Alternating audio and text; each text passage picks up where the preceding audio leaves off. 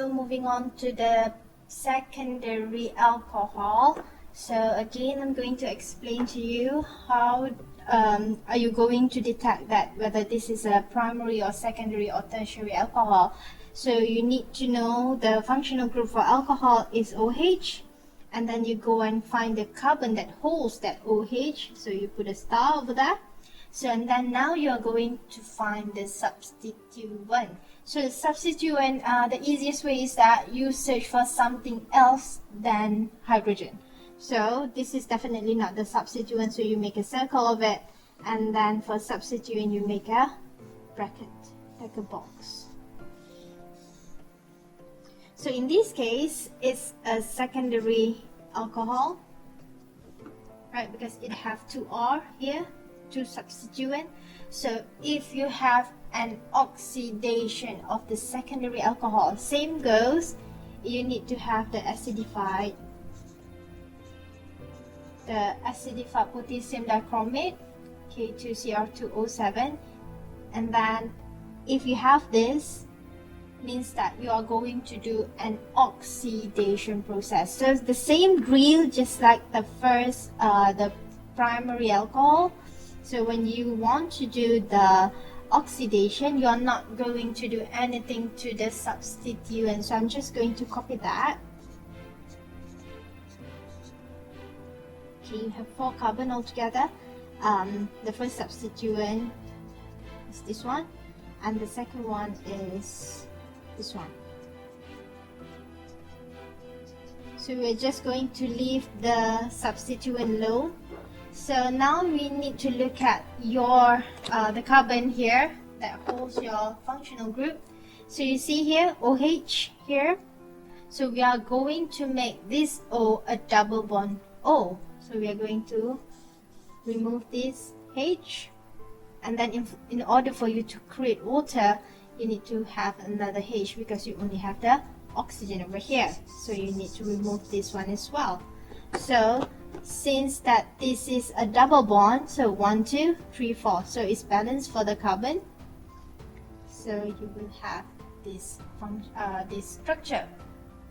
So if you get this structure with double bond O, and then you have the 2 substituent over here, means that this structure, or I can write it like this, R, double bond O. So this is what we consider as ketones. Ketones, right? So ketones, how are you going to name the ketones? So same goes, 1, 2, 3, 4, 4 carbon. Methanol, ethanol, propanol, and then butanol, right? Butanol. So but. So but. Supposedly butanol for alcohol. So we are going to change it to butanon. So anon, A-N-O-N-E, butanon. So this anon is for ketones. So this is how you name it. So for the secondary alcohol, you are going to oxidize it and produce ketones. It won't oxidize further on because this is the last thing that it can turn into. So secondary alcohol, it will turn into ketone. For primary alcohol, initially it will turn into aldehyde, and if you further oxidize it, it turns into carboxylic acid. But for secondary alcohol, it will directly turn into ketones. So what about tertiary alcohol? Tertiary alcohol are resistant to oxidation due to the lack of hydrogen. There's no hydrogen that can be omitted out to produce the water, right? So here you should add plus H2O, obviously.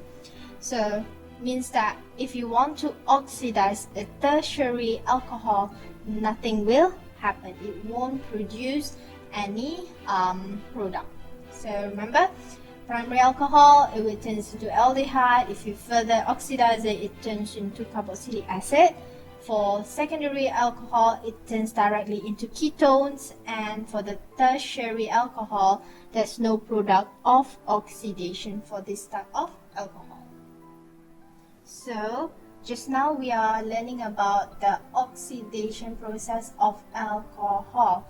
So we learn about the primary alcohol, secondary alcohol, and the tertiary alcohol. So and then from this here, you can oxidize it. So for primary, it can create the aldehyde, and then if you further oxidize it, it turns into carboxylic acid.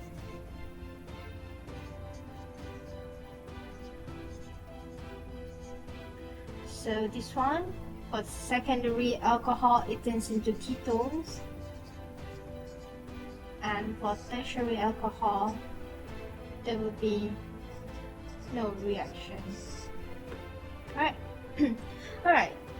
So what if you have your alcohol and then you further react it with carboxylic acid around here? You have formed your carboxylic acid and suddenly you have extra alcohol. What's going to happen to it? So what's going to happen is what we consider as esterification.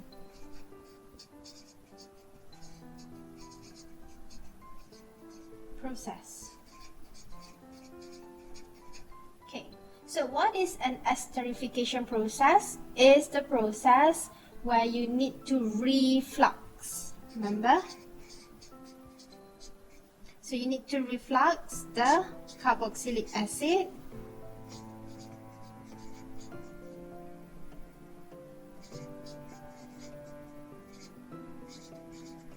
you reflux it with another alcohol.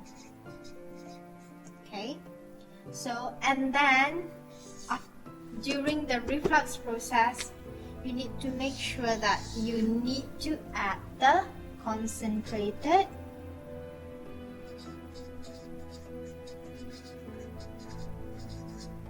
sulfuric acid, SO4. Okay. So just like the name, esterification. So the product of this process or this reaction is an ester. So what is it that is so important about ester? What is the prominent attributes of ester is that it will have sweet smell, like a flowery smell or fruity smell. And some people make a perfume out of the ester.